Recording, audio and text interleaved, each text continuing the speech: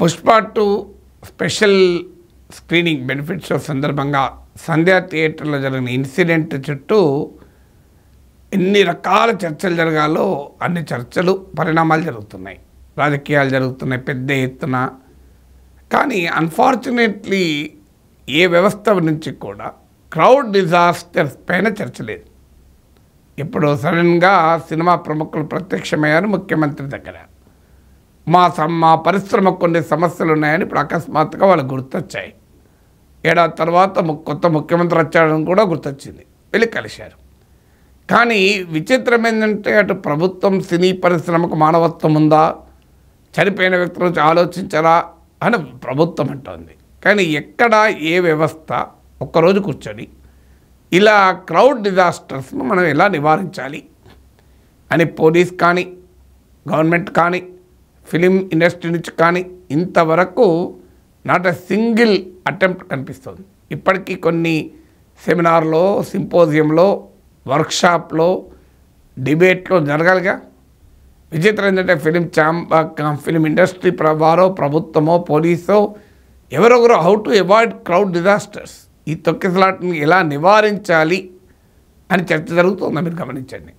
Even ముఖ్యమంత్రితో cinema పెద్దలు కలిసిన సమయంలో కూడా ఈ తొక్కిసలాట నివారించడానికి ఏ చర్యలు తీసుకోవాలి అని వివరంగా ఒక బ్లూ ప్రింట్ కానీ ఒక ప్లాన్ ఆఫ్ యాక్షన్ కానీ ఏర్పడినట్టయితే ఎక్కడ నేను చదవలేదు.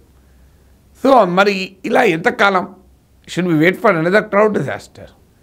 మన దేశంలో ఇలాంటి తొక్కిసలాటలు కొత్తేమి కాదు. నేషనల్ క్రైమ్ రికార్డ్స్ బ్యూరో తాజాగా గణాంకాలను మీరు పరిశీలిస్తే 1996 నుంచి 2022, I'm not taking 1 year period, 1996 to 2022 ఇంత సుదీర్ఘమైన పీరియడ్లో ప్రభుత్వాలు ఎవరైనా ఉండొచ్చు, ఉమ్మడి రాష్ట్రం కావచ్చు, ప్రత్యేక రాష్ట్రం కావచ్చు, లేదు దేశంలోని ఇతర ప్రాంతాలకు కావచ్చు, అనేక రకాల రాష్ట్రాలు, కేంద్రపాలిత ప్రాంతాలు, ఇవి దేశం మొత్తం మీద నేను చెప్పేది, దేశం మొత్తం మీద నేషనల్ క్రైమ్ రికార్డ్స్ బ్యూరో లెక్కల ప్రకారం ఇలాంటి క్రౌడ్ డిజాస్టర్స్ 3930 జరిగాయి. 3935 క్రౌడ్ డిజాస్టర్స్ అంటారు, తొక్కిసలాటల వల్ల ప్రజలు చనిపోవడం, గాయపడడం. ఇందులో 3000 మంది చనిపోయారు ఇప్పటివరకు. మామూలు విషయం కాదు, 3000 people. ఏమవుతుంది, ఒక తొక్కిసలాట తర్వాత మీడియాలో హడావుడి, పొలిటికల్ బ్లేమ్ గేమ్, నువ్వంటే నువ్వు కారణం అని చర్చ, తర్వాత ఎవరి పని వాళ్ళు మళ్ళీ ఎప్పట్లాగా బిజినెస్ యాజ్ యూజువల్ అంటారే, నెక్స్ట్ తొక్కిసలాటలో మళ్ళీ కలుసుకుందాం. ఇది జరుగుతున్న పరిణామం. తొక్కిసలాటలో అనేక కారణాలు.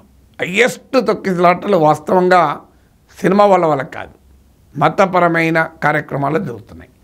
Religious congregations account for the highest number. By the by మీకు ఇంకో విషయం కూడా చెప్పాలి, ప్రపంచంలో అత్యధికంగా తొక్కిసలాటలు, క్రౌడ్ డిజాస్టర్ జరుగుతున్న దేశం మన దేశమే. ఈ క్రౌడ్ డిజాస్టర్లో అత్యధికంగా చనిపోతున్నది, గాయపడుతున్నది కూడా మన దేశంలోనే. So we have a dubious distinction of highest casualties and highest number of crowd disasters. Still we don't learn. We do politics. మనకు రాజకీయాలు, ఒకరి మీద ఒకరు అనుకోవడము, పర్సెప్షన్ మేనేజ్మెంటు, నరేటివ్ బిల్డింగు, ఈ గందరగోళమే తప్ప ప్రొఫెషనల్గా దీనిపైన ఒక serious discussion what should be done. అసెంబ్లీలోనైనా చర్చ జరిగిందా? కనీసం ఒక నిపుణుల బృందం ఏర్పాటైందా? ఎక్కడైనా ఏ రాజకీయ పార్టీ అయినా, సినిమా సంఘాలైనా వెళ్ళి ఓ రిప్రజెంటేషన్ ఇచ్చాయా? ఏదైనా ఎక్స్పర్ట్ ఎనాలిసిస్ జరిగిందా? మీడియాలో పోనీ డీటెయిల్గా చర్చ జరిగిందా? నథింగ్. ఏమైనా పాలిటిక్స్ తప్ప, అసెంబ్లీలో పాలిటిక్సే, మీడియాలో పాలిటిక్సే, అంతటా పొలిటికల్ డిస్కషన్లే జరుగుతున్నాయి. బాధేసేది ఏంటంటే మళ్ళీ క్రౌడ్ డిజాస్టర్ ఇంకోటి జరిగేదా కాగుదామా? ఇదేమి ఇండియాలో కొత్త కాదు. ఇప్పుడు మీకు గుర్తుండి ఉంటుంది, 2011లో శబరిమలలో జరిగిన ఇన్సిడెంట్లో 106 మంది స్వాములు మరణించారు, భక్తులు మరణించారు. అలాగే 2013లో అలహాబాద్ కుంభమేళాలో 36 మంది చనిపోయారు. సో ఇలా మీకు 2014లో బీహార్ గాంధీ మైదాన్లో జరిగిన పొలిటికల్ ర్యాలీలో 30 మంది చనిపోయారు. అలాగే ఆంధ్రప్రదేశ్లో గోదావరి పుష్కరాల సందర్భంగా చనిపోయారు. రాజకీయ పార్టీల మీటింగులు, మతపరమైన ఉత్సవాలు, ఇలా అనేక సందర్భాల్లో క్రౌడ్ డిజాస్టర్ జరుగుతుంది. మొన్న ఉత్తరప్రదేశ్లో బోలే బాబా ఇన్సిడెంట్ చూశాం.